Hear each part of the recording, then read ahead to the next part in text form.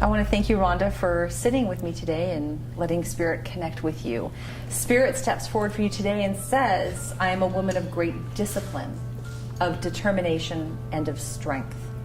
Spirit asks of you, do you know how vital and strong you truly are in this world? Does that make sense to you? It does, yeah. I know that what I do is demanding, and I put a high standard. Yes. And people tell me that, and I don't believe it. People around you are trying to validate you and your light that is inside of you. And then the human can say, I don't want to hear that. That's not true. I'm just being me. That's it. You. That's I'm what just I being say. me. I say it all the time. Exactly. I'm just being me. And so Spirit today is saying, but you're special. You are special in being you. So that is something that they want you to acknowledge. So when someone says, God, you're so strong, even if you don't want to say the words out loud, say them in your mind, I know I am, thank you. So that is so important, because your soul, which is your greatest cheerleader that leads you in life, is constantly trying to tell you and remind you how powerful you are. And that's why they asked it in that beautiful question, do you know how vital you are? So There's days when I feel really strong and invincible, and other days when I don't feel as strong. But overall, I feel I am a strong person.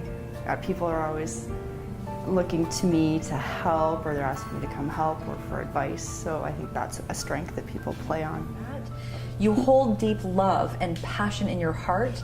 This speaks to me of the woman who is being able to give selflessly to others. You ask very little in return. You are not someone who asks to get something in return. There are times when you need something and you will really push yourself to say, I think I need some help. But it's very far and few between, is that correct? Oh, yes. And I love that you can do that, even if it's just 3 times a year, if that's what it is for you, to just say, I would like some help a little bit. Please do that, because you're selfless and you don't ask for that in return. I am a person who has a really hard time asking for help. I don't know if I'm too proud, or I just feel that I'm too strong and I don't need it, or I don't want to burden anybody by asking them for help. You have a loved one that has come forward for you. You have a grandmother on your mom's side. Has she passed? She literally then had the elbows up of her wanting to speak to you. Do you feel a connection to her in your daily life? I know she's present when I'm thinking about her. Do you know that is one of the main messages from our loved ones, is when you think of me, I think of you. I see, I feel, I hear your thoughts. So she is validating the fact that it's like right in there, and she's right there for you. It doesn't matter where her soul is, it connects to you right away. I always say my mom's parents were the perfect example of what grandparents should be. Always putting that little bit extra mayonnaise on a sandwich, taking us to feed the ducks by the pond. Yes, you can climb in the tree in the front yard, and which flavor lollipop or sucker or ice cream do you want out of the freezer? So love my mom's parents to death. She says that she honors you deeply, that you have made your family so very proud. She says that she's been offering you a symbolic map for your future. She says that you are one to always want to do more, to be more, and to seek more in life. That symbolic map, I need to talk about that for a second. That is her way of saying, wherever you need to be going next, I'm going to help guide you forward. So she sees you as being courageous. Did she pass before you got to where you are today in your career? Has she seen this in physical? She saw it. She saw it. She got to see me achieve my goal in this career. I love that. That is a bonus that she was able to see that. You are so courageous to her. She says that you're a natural seeker of adventure. So again, it's the duality of very soft, very gentle, very loving, and then don't mess with me. I love that. But she actually had me write skydiving or the CN Tower walk. I've always wanted to skydive. Always. Top of my bucket list. But no one will go do it with me, and I don't want to do it alone. I'm a mild thrill seeker. I've done rappelling and zip lining, but I took on a challenge a year ago. I volunteer a lot with Easter Seals, so I took on the challenge of doing the drop zone rappel, and it was a 32-story rappel last year at Yonge and Eglinton.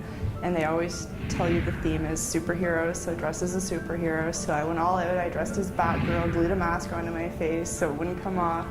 And I had a super long cape, and I rappelled 32 stories down the building. It was scary at first, just the thought of it. I loved every second of it. Grandmother brings forth a sense of asking for you to not guard your heart as much as you might do at times. She says that you're very discerning and observant of the world around you, that sometimes people have disappointed you. We've talked about some of that. She says that you will instinctively know whom to trust, and if someone crosses your path in life that is not worth your light or your time, you will know. So she's just telling you to trust in that sometimes when it hurts or wounding, we go, you know what? I'm going to step back here until you prove to me that I can trust you. She doesn't want you to do that. So I'm not saying that you are. She wants you to say, my heart is open, ready to receive. I will know who's going to be good for me and who's not going to be good for me. Does that make sense to you? Oh yeah. Oh yes, I guard my heart. I put my walls up high. I've been burned, for lack of better terms, in too many relationships where I've given my heart 110% and I haven't got that in return. So I wasn't sure where this belonged. It was sort of a question mark that was coming through, but I have a father-in-law that was stepping forward. I'm not sure where this would fit into you. My brother-in-law's dad. Your brother-in-law's So father. it'll be my sister's father-in-law. Your sister's father-in-law. So there was nothing significant with it besides father-in-law was coming forward, and his words were, may peace, may love, and may joy find you always. And even if he didn't have a direct connection to you, and it could be perhaps for your sister and her energy, he still brought this in to actually close your reading.